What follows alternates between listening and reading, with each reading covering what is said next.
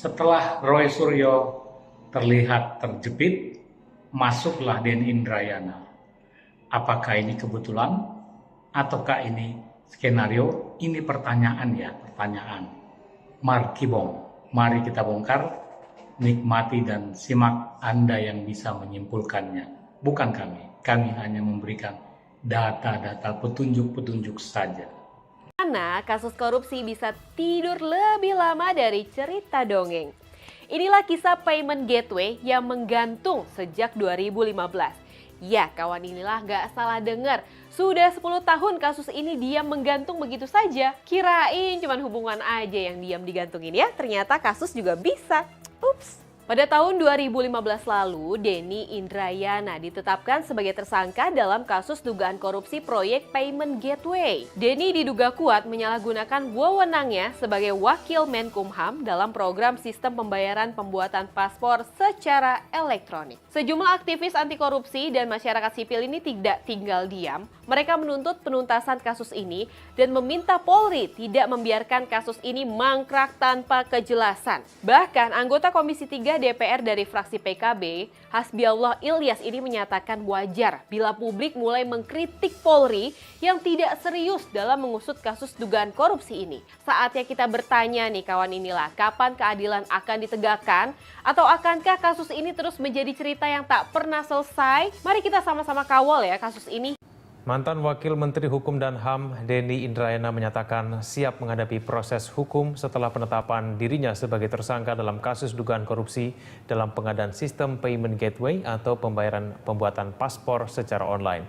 Denny menganggap hal ini adalah bagian dari konsekuensi perjuangan menyuarakan pemberantasan korupsi. Denny Indrayana mengatakan penetapan dirinya sebagai tersangka adalah konsekuensi yang ditanggungnya dalam perjuangan menyuarakan kebenaran dan anti korupsi.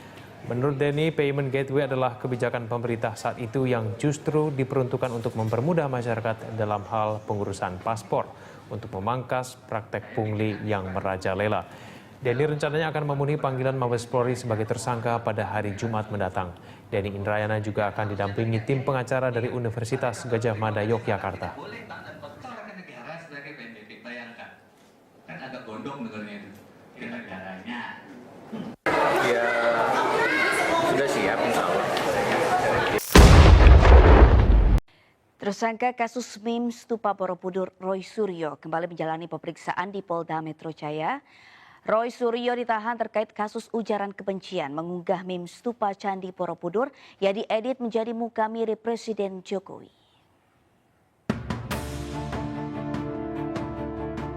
Tersangka kasus meme Stupa Borobudur Roy Suryo kembali menjalani pemeriksaan di Polda Metro Jaya.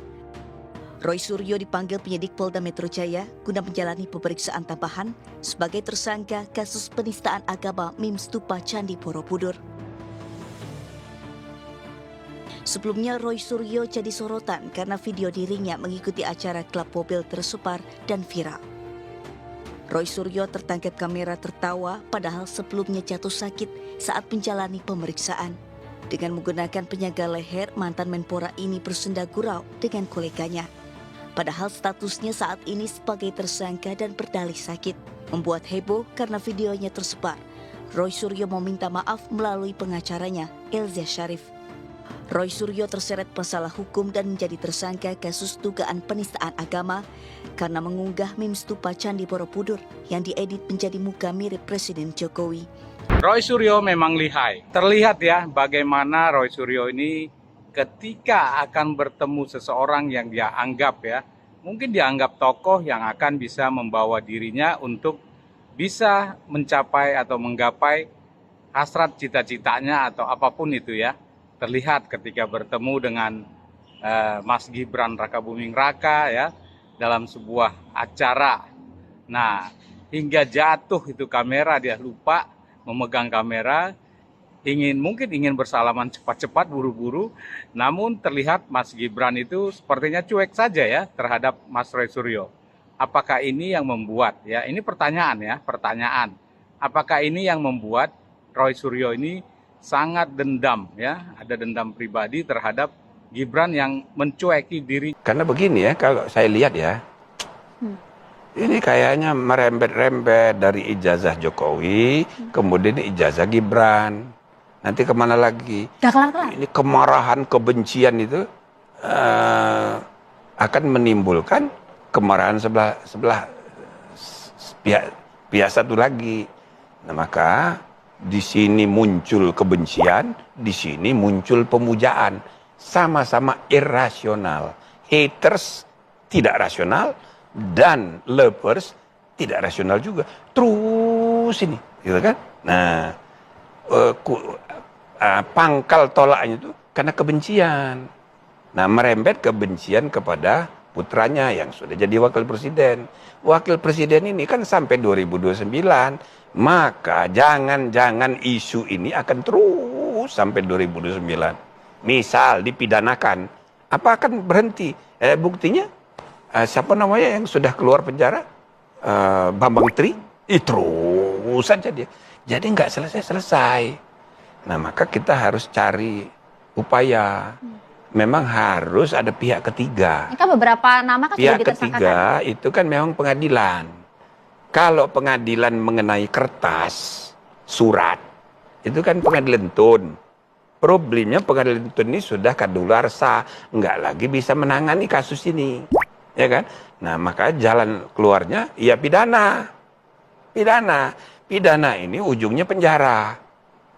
Apakah menyelesaikan masalah? Buktinya enggak, Bambang Tri terus saja ngomel. Tapi kan ini sudah berlanjut, sudah sampai penyidikan, sudah ada tersangka. Nah, bisa saja sebagai alternatif ya, perlu dipikirkan, misalnya prinsip restoratif justice itu coba dipraktekkan di kasus besar kayak begini. Jadi bukan hanya yang kasus-kasus kecil, tapi kasus besar begini, besar bukan skala substansinya, tapi besar sorotan publiknya. Oke, diselesaikan dengan restoratif justice, misal melalui mediasi penal. Yang disebut mediasi penal itu, contoh? Ya ini, ya di mediasi. Ujungnya ini kan mau pembuktian ijazah. Oh, sama-sama dihadapkan saja dihadapkan, gitu. Tapi syaratnya ya dua-duanya harus bersedia. Nah, misalnya begitu ya. Sehingga Polri itu tidak dibebani oleh kasus-kasus kebencian dan ketersinggungan yang sifatnya pribadi. Ini meskipun sudah masuk ke penyidikan. Ada sosok politik di balik Roy Suryo di kasus ijazah ini. Kan saya sudah sampaikan, feeling saya mengatakan ada agenda besar politik dalam tuduhan ijazah palsu maupun pemakzulan. Artinya memang ada orang besar, ada yang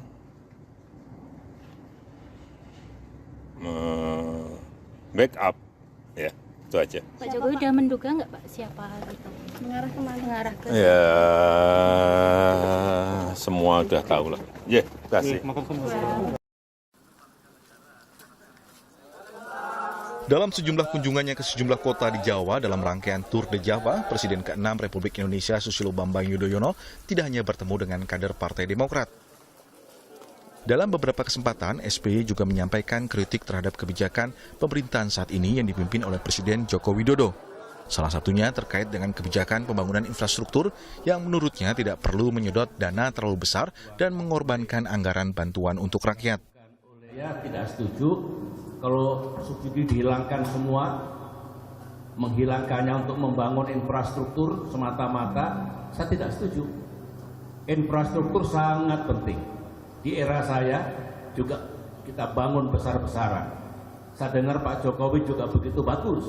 Tapi ingat, jangan sampai APBN diserap habis. Atau terlalu banyak yang dibawa ke infrastruktur, lantas untuk membantu rakyat kecil menjadi tidak ada. Infrastruktur itu bisa diambil dari dana APBN, dana BUMN, dan dana swasta. Ini bukan kali pertama SBY melontarkan kritik terhadap pemerintahan Jokowi JK. SBY sempat juga berkomentar soal konflik parpol di masa pemerintahan Joko Widodo. hingga soal keputusan pembekuan PSSI. Presiden Joko Widodo sendiri tidak pernah menjawab langsung kritikan SBY ini. Namun Jumat kemarin atau 2 hari setelah SBY menyampaikan kritik terkait soal kebijakan pembangunan infrastruktur di masa pemerintahannya, Presiden Joko Widodo mengunjungi proyek Wisma Atlet di Hambalang, Bogor, Jawa Barat, yang mangkrak pada pemerintahan SBY karena adanya penyimpangan.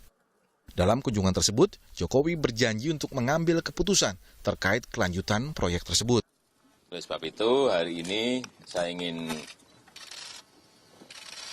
melihat langsung, ngecek langsung untuk melihat kondisi realnya seperti apa. Karena apapun ini sudah menghabiskan anggaran yang triliun. Yang perlu keputusan, apakah dilanjutkan atau tidak dilanjutkan. Kalau dilanjutkan, untuk apa? Apakah masih seperti lama untuk sekolah olahraga? Atau mungkin dirubah? Bisa aja dirubah jadi Wisma Atlet misalnya. Atau dirubah jadi untuk Pelatnas. Atau dirubah jadi Rusunawa. Atau dirubah nggak tahu. Atau pilihan yang kedua dibiarkan seperti ini. Tetapi sekali lagi, yang paling penting ada penyelamatan aset negara. Kuncinya di situ. Namun kunjungan ini ternyata mendapat reaksi dari mantan Menteri Pemuda dan Olahraga yang juga politisi Demokrat, Roy Suryo. Roy menolak dikatakan bahwa pembangunan proyek Hambalang mangkrak. Tidak baik untuk kemudian mengatakan bahwa proyek yang dilakukan dulu itu mangkrak. Ya. Pak SBY juga menyelesaikan banyak sekali proyek yang mangkrak. Ya. Dan tidak pernah kemudian beliau menyalahkan yang dulu-dulu. Saya nggak perlu sebutkan apa-apa yang diselesaikan, tapi pada saatnya kalau memang diperlukan, bisa saja nanti disampaikan. Tapi intinya adalah jangan membandingkan dengan pikiran yang sangat sederhana. Dulu kenapa mangkrak tidak diteruskan, kenapa sekarang? Dulu proyek Hambalang masih dalam status hukum. Dan itu... Terlepas dari perdebatan soal kenapa proyek pembangunan Hambalang itu berhenti, publik tentu berharap agar proyek bernilai 1,2 triliun rupiah ini bisa memberikan manfaat karena pembiayaannya menggunakan uang rakyat. Tim Liputan Kompas TV. Udah paham belum? Kalau belum paham, ulangi lagi video ini. Mungkin Anda pasti bisa paham dan bisa menyimpulkannya. Atau bisa juga klarifikasi langsung kepada Mas Roy Suryo secara langsung.